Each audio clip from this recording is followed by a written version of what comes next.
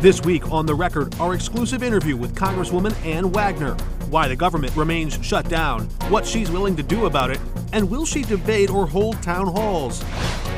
Plus, Cori Bush and Sam Page both attempt to clear their names in official government records ahead of election season. It's all coming up right now.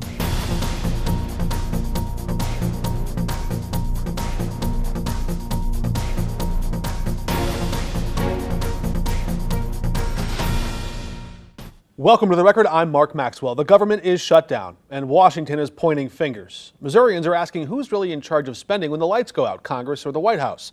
I pressed Congresswoman Ann Wagner on paychecks, presidential power, and what it will take to end this shutdown. Here's the first part of our conversation from her office on Friday. As we sit here right now, the federal government is shut down. Hundreds of thousands of workers are facing imminent financial hardship. Many of them may even lose their jobs. As I understand it, as of Wednesday, even your staff is likely working without pay right now. One question a lot of our viewers have is, should members of Congress get paid during a shutdown? I don't think so, and I certainly waived my pay during a government shutdown and have during the previous ones. You've got to find money somewhere. We're finding money to pay the troops. We're finding money for essential... Where is that money coming from? Well, I will tell you that it's not from Congress. They're robbing Peter to pay Paul, to be honest. It's not coming from, as the president had wanted to take it, from the tariff revenues. Is it Pentagon research money? I have no idea. They're just really shifting money around. And honestly... Is that legal? Yes. And we were able to pay the troops. I mean, does anybody want to make an argument not to pay the troops? No. If the Democrats want to hang their hat on that, I'll let them do that every day of the week. There's also the question of, does Congress want to cede its spending power to the president? We have ceded everything in a government shutdown. All Schumer has to do is come up with 5 more votes, 5 more Democrats. Several have broken ranks. Others, I assure you, want to. And 5 more votes in the Senate. I'm interested in solutions, though, how we might find our way out of this standoff. On October 6th, President Trump said, quote, "We have a negotiation going on with the Democrats that could lead to good things, and I'm talking about good things with regard to health care." But Speaker Johnson has said Republicans have nothing with which to negotiate. So who's leading this negotiation, President Trump or Speaker Johnson? You have to open the government first. That is the first and foremost thing that needs to be done. The Democrats, let's be really honest here, their idea of negotiating on what was a clean, continuing resolution to buy us a little more time to do our work, you know what they came back with? $1.5 trillion in taxpayer government funding. Okay, that's adding to our unbelievable too high debt presently. $1.5 trillion, that was their counter. They were trying to undo the big beautiful bill or the working families tax cut, whatever you want to call it. They were looking to give illegals health care, government health care. Can you be more precise? Because that wouldn't be the direct effect. It most certainly would be, because they took $1.1 trillion out of the big beautiful bill. 24 million Americans, according to the Kaiser Family Foundation, receive Obamacare subsidies. Okay, now that's different than what they were trying to do with illegals. Of that number, no. There would be about 1 million people who are undocumented citizens, but here legally, who would still be allowed access to that. They're not here legally. If you have the come government here, gave them permission. If you have come here and crossed our sovereign borders illegally, you have committed a federal crime. Even if you have a visa or a green card? Well, that is a different category. Those people That's the same category. Those people would not be off of federal health care. What they've done is added $1.5 trillion. That's their negotiating point, trying to undo portions of the working families tax cut, our big beautiful bill that pays illegals Medicaid. All right. It also, if they show up to an ER. It also. We are happy to have a healthcare discussion in an adult and bipartisan fashion. If I can, I want to drill down to the specifics on the healthcare piece about your claim about Medicaid for undocumented or illegal immigrants who are here illegally. Can you explain how exactly that person in that situation would claim or cash in on that Medicaid benefit? Under what circumstances? Well, under the big beautiful bill, we made it very clear that we were no longer going to be providing taxpayer-funded Medicaid. Now remember, the misnomer out there, this doesn't touch anybody's Medicare, doesn't touch anybody's Social Security, nothing in that vein whatsoever. Sure. But we are not going to be allowing illegal aliens to have government-funded health care. How then would an undocumented or an illegal immigrant We won't let claim that pass. access? We are not going to allow the Democrats to counter. I just don't want to leave with 7 weeks of time we were trying to buy. Now they've eaten 3 weeks into that, by the way, while we should be working and in Washington D.C. doing our appropriations packages to fund the government in a usually very bipartisan fashion, to be honest.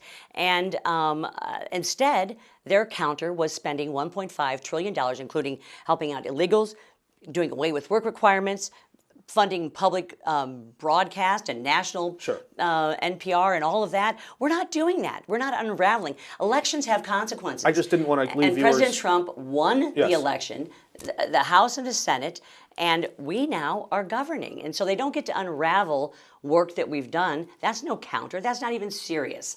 Well, it's a negotiation. Why not move closer in their direction? Well, what I'm saying is if they want to now talk about, as you, I think, are really alluding to, which has to do with some of the COVID-era expanded subsidies, ACA subsidies, as I said, I believe that the president and certainly Senator Leader Thune and Speaker Johnson have all said, I'm willing to sit down with my partners in so why not do it now? Because you have to open the government first. Well, we've got to pay women, infants, and children, troops, our federal employees. If you had a bill on your desk right now that said you can reopen the government with a continuing resolution and restore those enhanced ACA pandemic-era subsidies, would you do that to open the government? Here's what I do to open the government. I would open the government, and I would have an agreement with the Democrats, and that I believe has already been put on the table, that we will discuss that. That is not, that's not right much in front of a of promise. it. That's not right in front of us. That goes until the end of the year, and while ACA renewals come up November 1st, they go through December, and we can, as I said, extend them even longer. You think there's more time to have that debate? There's much more time to have that discussion. I hear you. And I'm saying open the government first, and then we'll have these discussions. Before this interview aired, Congresswoman Wagner's Facebook page shared a photo of it and said, quote, "Great interview with KSDK's Mark Maxwell today to talk about the reckless government shutdown." Well, a viewer named Pat must have seen that Facebook post, and she wrote to me, quote, "Did you ask her when the town hall will be? Do your job!" Exclamation point. We'll answer Pat's question on the other side of this break. Welcome back. Late last week, we met Congresswoman Ann Wagner at her district office for a wide-ranging 40-minute conversation. Nothing was off limits, from shutdown politics to AI, and yeah, that question Pat wanted us to ask her about her next town hall. DNC Chair Ken Martin tells me that House Democrats are on average running 16 points above expectations after President Trump's reelection. So he thinks that could put your newly drawn district, even at a plus 12 pro-Trump district, in play, and that perhaps your seat is vulnerable. I wonder, are you going to run like your seat is up for grabs, and does that mean debates and town halls? I always run and take every candidate serious and every race seriously. I believe I stand on my record. I believe my accessibility to my constituents is very, very strong, and I'm going to run and take on whoever comes out as the victor in the Democrat primary. A lot of our viewers want to hear from you, but I'm sure you've also heard from viewers, some who are Democrats, who may not always agree with you, that want to have that chance to question you in town halls. And then there's the GOP, the Republicans on Capitol Hill, who advise the party, hey, don't get into those tough waters. Don't have that embarrassing moment, because it can get heated, right? We've seen even in Democratic districts, it can get really tense. You have to have something that's productive. So how do you think those are unproductive? You have to have something that's productive, and you have to have something that's safe and secure, and you have to have something that where people are coming in and maybe want constituent services. They need help with Social Security. They need help with veterans benefits. They need help with the IRS. Well, and I will say, most of the work of Congress is not done in sound bites. It is done in work that is often behind the scenes. And it's work that never gets covered. But my question was really, do you see value? If you could address the security concerns, if you could address the outburst concerns, would you see value in having a town hall with people that are I even see critics of value in yours. having dialogue with Democrats, Republicans, Independents, and I want you to know we do it. It's all a fallacy. We do it every single day. We do it here in the district. We do it in Washington, D.C. We do it as a staff and a team, and I do it as a principal. So do you commit to debate your Democratic opponent? I will commit to this. I will commit to running a strong and positive re-election campaign That's not a yes. against any Democrat that decides to take me on. But let's face it, this has got to be a serious race here, and we'll see what shakes out after the primary. You've got a really interesting bill that I've been reading about, the Enforce yes. Act.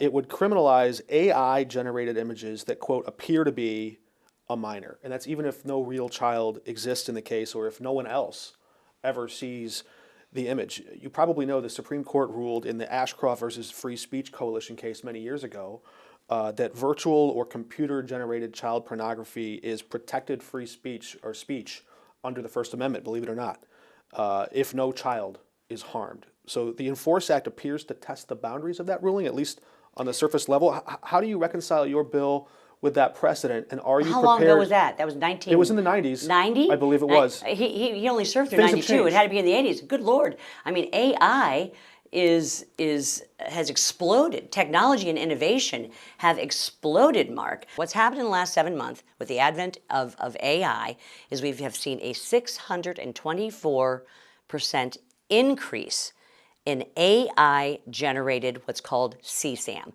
It's child pornography.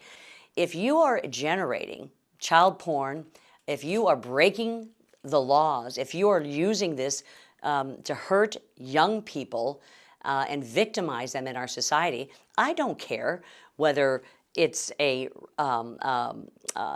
traditional child porn video or image, or whether it's an AI-generated one.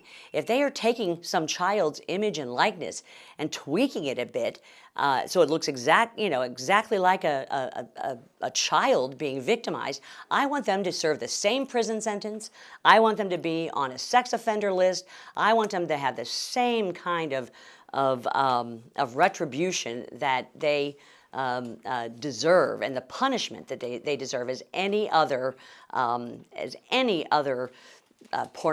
porn or CSAM abuser would have out there. And I would say the difference is things have changed. AI is exploding right now. It's exploding everywhere. And the laws, bottom line is the laws have not kept up with the technology and innovation in this area. That's kind of what I'm driving at, because certainly it. It's horrific, stomach-churning content to even imagine, and I know there are laws out there that protect actual victims. There's no question that protecting children from exploitation is vitally important. And I've spent my career doing this, whether it's sex trafficking, human trafficking, whether it's making sure that they have the funds and the resources to get the help that they need. And I do think it's time that our laws need to catch up with our technology. And I can tell you, I'm very excited to announce right here on your show that I have a Senate companion on the Enforce bill that is led by Senator Cornyn and Senator Blumenthal. Both people that I know very well, one a Republican, one a Democrat, who care very much and have done a lot of work in this child exploitation, sex trafficking exploitation work also. So we're thrilled about that. I think that we'll be able to get this one passed and across the finish line. We'll stay tuned. One last question on a big bipartisan question that's been circling the halls of Congress for many months now. What are you prepared to do to help the victims of Jeffrey Epstein? Well, I have called for complete and total transparency. I've also put out a statement multiple times that what Jeffrey Epstein did, especially given what I just talked about in my heart for these victims, is the epitome of evil, and I hope he rots in hell, Mark. That's what I hope for Jeffrey Epstein. And I want complete transparency from the Department of Justice and from any and everyone, as long as we are also, though, making sure that the courts and others are protecting victims. There are victims that don't want to be exposed, don't want to relive this. I want to make sure our victims are protected. So some of those victims publicly said in front of the steps of the Capitol they want a client list of those people who knows what the consorted with Department Jeffrey of Justice Epstein has? For that list to go public. Would you sign off on that? Who knows what they have? Here's what I've signed off on. is a full, and I have voted for it twice, and I am watching it happen before my very eyes. The chairman of the Oversight and Government Reform Committee, James Comer, has leading the investigation. I voted for this investigation and for the release of all Department of Justice transcripts and files. He has subpoena power, and he has used that subpoena power, and they've received 34,000 documents thus far, and there are more in the works. So I have called for, I have voted for complete transparency. It's faster and it's better to do it through the Oversight and Government Reform Committee than it is through any other way. Whatever the Department of Justice has, the people have a right to see it, as long as victims that want to be protected are protected. And if the court decides that a grand jury testimony must not be revealed, that is up to a court to decide. Even if there's innuendo that might cast aspersions on people? I don't care what it is. I want to make sure that, as I said, that this never happens again. I've called for full transparency. I have supported the OGR investigation that's going on. 34,000 sheets of evidence have been given to the people and the people's house already, with tens of thousands more to come. And I want to see it done. I want all of it out there as expeditiously and as transparently as possible. All right. Congresswoman Wagner, thanks for your time. My pleasure. And speaking of transparency, let's clarify the confusing timelines there that pertain to that question about AI and the obscenity laws. John Ashcroft left the governor's office in 1993. He was elected in the 80s. The federal obscenity law was passed in 96. That's what I was alluding to in my question, clarifying with the Congresswoman. The Supreme Court ruling named Ashcroft as the U.S. Attorney General. That didn't happen until 2002. All right. So how did Pat feel about all that? After she watched it, she writes, quote, "Thank you. I'm sorry I missed your interview before I call you out." Thanks, Pat. You too can watch the whole thing on our website, KSDK.com. It's up there right now. And the record runs tomorrow night on the free 5+ app. You can see that there too. Troubles continue to mount for St. Louis Sheriff Alfred Montgomery while he waits in jail for his trial. A new audit says his office is deep in the red. In a span of just 6 months, Montgomery plunged his office $800 grand over budget, most of it due to mass firings of all the old guard and the cost of their severance. The audit also flagging more than $95 grand on new uniforms, badges, and golf carts.